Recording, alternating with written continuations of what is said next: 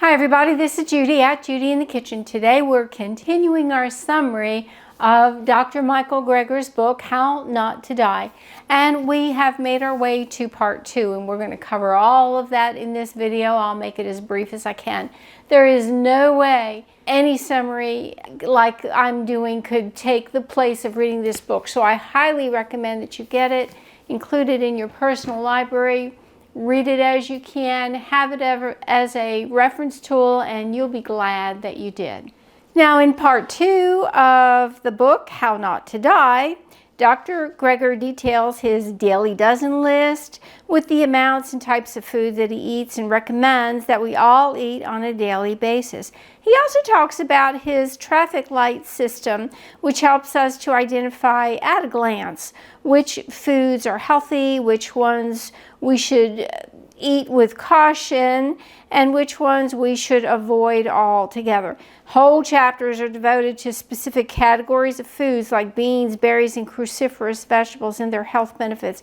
I won't be able to go into all of that, but we have done a lot of that in previous videos as we've made our way through the book. We're going to start with Dr. Greger's traffic light system.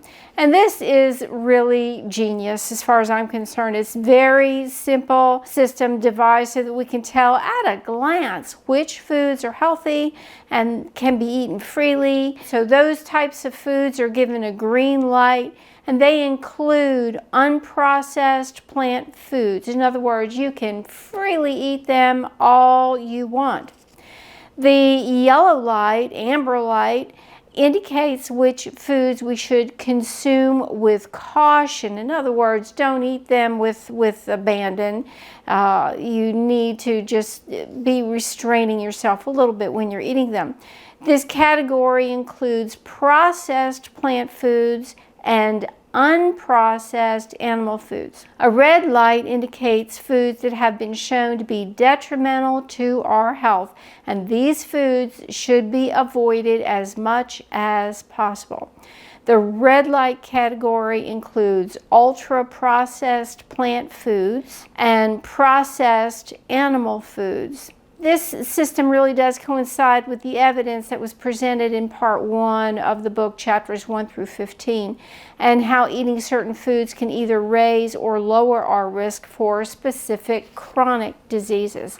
Now, regarding his daily dozen list, this is really pretty cool. He's listing what he recommends that we eat every day and the number of servings that we get. So we can develop like a little checklist of our own and put it on the refrigerator with a little refrigerator magnet, or put it in a dry erase board where you can just refresh it every day and keep up with the foods that you've eaten. Now for the daily dozen list, he starts with beans, peas, legumes, and lentils. 3 servings a day, 1/2 cup of cooked would constitute 1 serving. These foods are naturally low in saturated fat, free of cholesterol. They're loaded with protein, iron, zinc, fiber, folate, and potassium. The next category is berries. 1 serving a day, and 1 serving includes 1/2 cup of fresh or frozen, or 1/4 cup of dried per serving. Berries offer potential cancer protection, boost the immune system, and help to protect the liver and brain. They are the healthiest fruits available. And if you're worried about sugar in berries, don't be worried. Sugar is only harmful when it's refined and isolated away from all the healthful components found in carbohydrate-containing foods. Now, the next food to include would be other fruits. 3 servings of other fruits, and a serving is 1 medium fruit, 1 cup cut up, or 1/4 cup of dried. Now, the 2010 Global Burden of Disease study involving almost 500 researchers from over 300 institutions in 50 countries studied the risk factors for death and disease. In the United States, they found the leading cause of both death and disability was the American diet, followed by smoking. The worst aspect of the American diet was not eating enough fruit. So go for it. Don't be afraid of the fruit. Next category, cruciferous vegetables, 1/2 cup per serving. He suggests 1 serving a day. Cruciferous vegetables are among the most beneficial foods we can choose. And this family of plants includes arugula, bok choy, broccoli, Brussels sprouts, cabbage, cauliflower, collard greens, horseradish, kale, mustard greens, radishes, turnip greens, watercress, and more. These foods are truly very, very beneficial. And you'll notice that some of them are included in the leafy green category as well. Next category would be your leafy greens. 2 servings a day are recommended. 1 cup raw, 1/2 cup cooked per serving. Now, regarding the greens, dark green leafy vegetables are the healthiest foods on the planet. Got that? You should focus on your greens. Despite that, most Americans hardly eat any. Of all the food groups analyzed by a team of Harvard University researchers, greens were associated with the strongest protection against major chronic diseases, including up to about a 20% reduction in risk for both heart attacks and strokes for every additional daily serving. You can't go wrong by eating lots and lots of greens. Next category, other vegetables. 2 servings a day of other vegetables, 1/2 cup raw or cooked, is equivalent to 1 serving.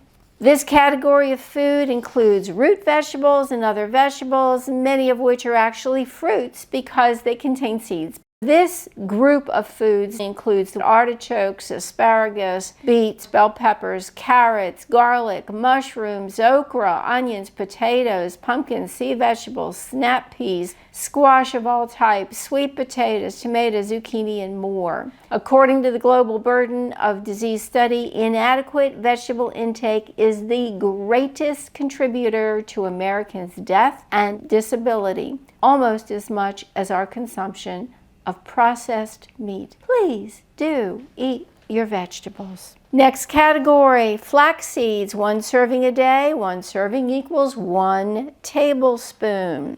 It's well established that flax seeds are high in our valuable omega-3 fatty acids, and these are very important in helping to protect us against high blood pressure, breast cancer, and prostate cancer.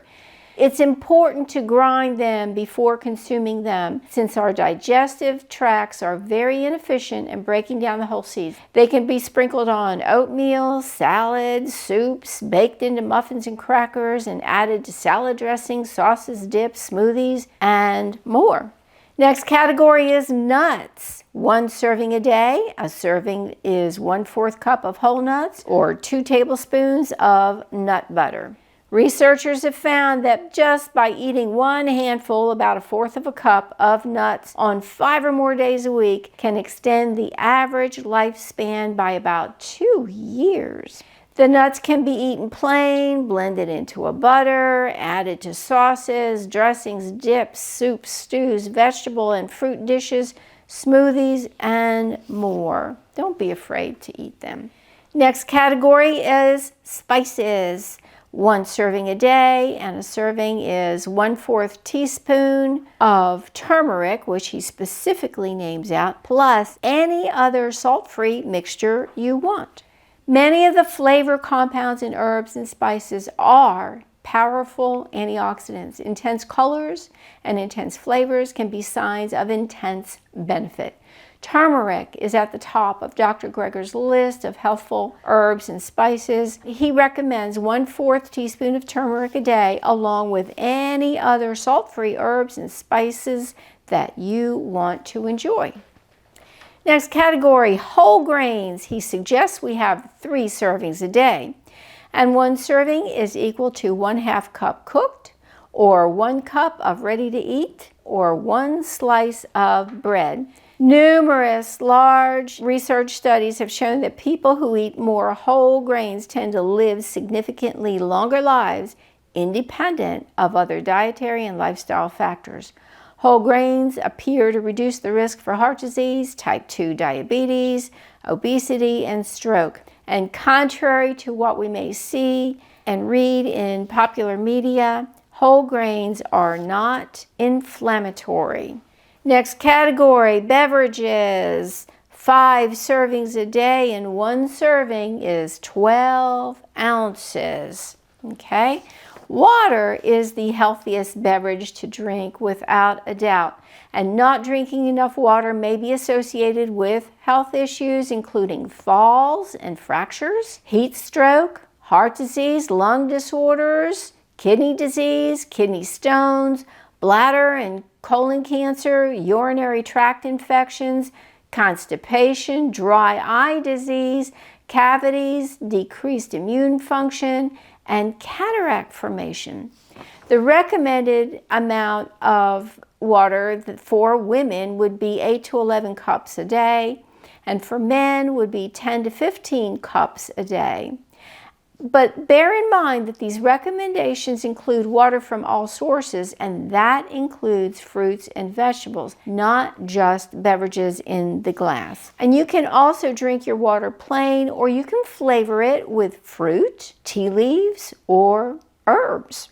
And the last category on Dr. Greger's Daily Dozen list would be exercise. 1 portion or serving of exercise a day, and that would include 90 minutes of moderate exercise. That's an hour and a half, folks. Or 40 minutes of vigorous exercise a day. Over a relatively short period of time, Americans have gotten bigger and bigger. The food industries blame the inactivity as the prime cause of obesity. But the promotion and consumption of processed, calorie-rich products is really and truly more to blame.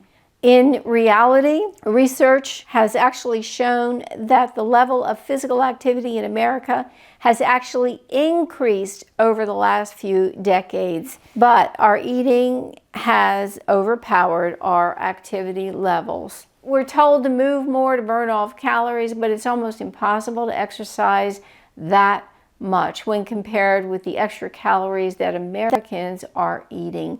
So it's really best to just change your diet. It's a whole lot easier to change your diet, even though, yes, we can be addicted to these foods, and it takes time, it takes internal strength and effort to break the addiction. But once you do, you'll be glad you did, okay? In tying it all together, a healthy diet not only helps you to avoid disease later in life, but it also helps us to avoid the addictive trap of processed foods that are deliberately made to trigger the dopamine reward system in the brain, and that keeps us coming back for more. If we restrict ourselves to Dr. Greger's green light foods, we can avoid that dopamine trap and eat foods that will help to control our weight while improving our health in a lot of ways. Yes, it takes some effort to adjust to the changes in the diet, but we have to overcome the actual addiction caused by processed foods and allow time for the taste buds to readjust. In time, you will taste foods better than you have in years, and foods that used to taste kind of bland to you will start to taste better. They'll taste different and just more appealing to you. If you doubt any of the information that was presented in the summary of this book throughout all these videos that I've produced, know that Dr. Greger's information is all based on scientific literature, and you can go to his website, nutritionfacts.org, and view a huge library of free information for you to look at, read, watch as needed. I highly recommend that you visit nutritionfacts.org anytime you have a serious question about anything nutrition and health related. Lots of health and well wishes to all of you. Do take care now. Bye for now.